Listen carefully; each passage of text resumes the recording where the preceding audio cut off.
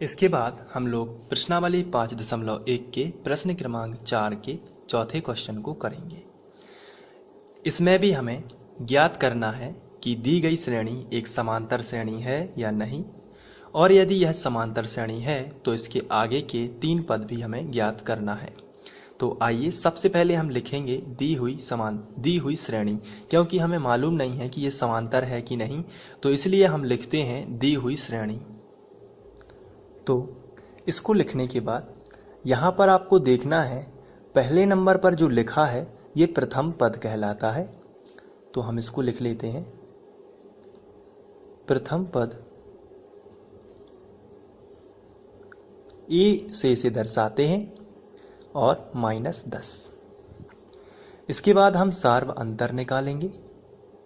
तो इसके पहले मैंने जो भी कराया है उसमें हमने D1, D2 और D3 से किया है, तो बहुत ही सिंपल है। आप सबसे पहले D1 निकाल लीजिए, फिर D2 निकाल लीजिए और इसके बाद D3 निकाल लीजिए। D1 कैसे आता है मैंने आपको बताया है, दूसरे नंबर के पद में से आपको पहले नंबर का पद घटा देना है। दूसरे नंबर का पद कितना है? -6। चूँकि घटाना है तो आप माइनस लगा दीजिए, और घटाना क्या है तो आंसर है पहले नंबर का पद। तो पहले नंबर का पद क्या है? -10। तो ऐसा आपको कर देना है। बराबर के नीचे बराबर लगाना है। -6 ज्यों का त्यों, माइनस माइनस का प्लस हो जाएगा और यहाँ पर ये 10 ज्यों का त्यों। अब प्लस का 10 है और माइनस का 6 है, तो प्लस का 4 बच जाएगा। क्योंकि धन की संख्या बड़ी है इसलिए 4 आपको यहाँ पर लिखना पड़ेगा। वो प्लस का ही माना जाता है, जब कोई भी चिन्ह ना लगा हो तो वो प्लस का ही माना जाता है। इसके बाद हम D2 निकाल लेते हैं। D2 क्या है? तो आंसर है तीसरे नंबर के पद में से दूसरे नंबर का पद आपको घटाना है, तो आप D2 निकाल लेंगे। तो चलिए घटाते हैं। तीसरे नंबर का पद कितना है? -2। तो पहले हम लिखेंगे -2 और घटाना है तो माइनस लगा देना है, और दूसरे नंबर का पद घटाना है इसलिए -6। तो घटाते हैं, बराबर के नीचे बराबर, -2 माइनस माइनस बनेगा प्लस, और 6 ज्यों का त्यों। 6 में से 2 जाएंगे तो आपको मिलेगा 4। यहाँ पर D1 और D2 तो बराबर हैं। चेक कर लेते हैं क्या D3 भी बराबर होगा। तो इसके लिए हम D3 का फॉर्मूला लगाएंगे। D3 होता है चौथे नंबर के पद में से, यहाँ भी आप देख सकते हैं यही श्रेणी है। चौथे नंबर के पद में से तीसरे नंबर का पद घटा देना, यानी 2 में से -2 घटाना।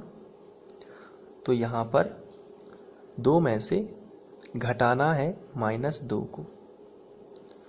बराबर के नीचे बराबर, 2 लिखा है तो 2, माइनस माइनस हो जाएगा प्लस, और यहाँ पर आपको लिख देना है 2। 2 और 2 जोड़ने पर प्राप्त हुआ 4। तो यहाँ पर आप देख रहे हैं कि D1 भी हमें 4 मिला है, D2 भी हमें 4 मिला है और D3 भी हमें 4 ही मिला है। इसका मतलब हमें जो श्रेणी दी गई थी वह एक समांतर श्रेणी थी। तो यहाँ पर लिखना है आपको, यहाँ D1 बराबर है D2 बराबर है D3 के, ये तीनों ही बराबर हैं। इसलिए दी हुई श्रेणी या दी गई श्रेणी एक समांतर श्रेणी है।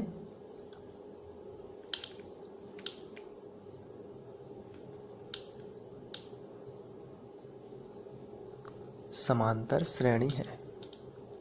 जब ये समांतर श्रेणी है तो हम आगे के पद भी ज्ञात करेंगे। तो यहाँ पर यदि हम देखें तो हमें पता चलता है कि हमें 4 पद दिए गए थे और आगे के 3 पद हमें ज्ञात करना है। आप अपनी बुक में मिला सकते हैं कि हमें आगे के 3 पद भी ज्ञात करना है।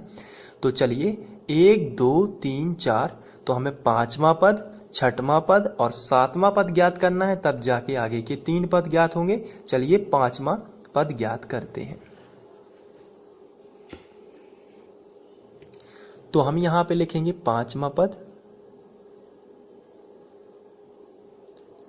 और 5वां पद का फॉर्मूला होता है, मैं पहले भी आपको बता चुका हूँ, A + 4D। तो a का मान आपको ऊपर देख लेना है कि कितना था। हमने प्रथम पद कितना माना था ये देख लेते हैं। तो प्रथम पद हमने माना था -10, तो यहाँ पर हम प्रथम पद लिखेंगे -10 प्लस 4, और d कितना है, तो हर जगह 4 ही है d, तो यहाँ पर हम 4 लिख लेते हैं। बराबर के नीचे बराबर, -10 ज्यों का त्यों, 4 चौके 16, तो यहाँ पर आपको 16 लिख देना है। फिर बराबर के नीचे बराबर, 16 में से 10 जाएगा तो 6 बच जाएगा। ये है पांचवा पद। अब आपको छठवां पद भी निकाल लेना है, तो यहाँ पर आपको लिखना है छठवां पद। ये होता है a + 5d, बराबर के नीचे बराबर, a का मान यहाँ से देख लेते हैं -10 ही है, प्लस है तो प्लस 5, और d का मान 4 ही है, यहाँ से आप देख सकते हैं 4 ही है।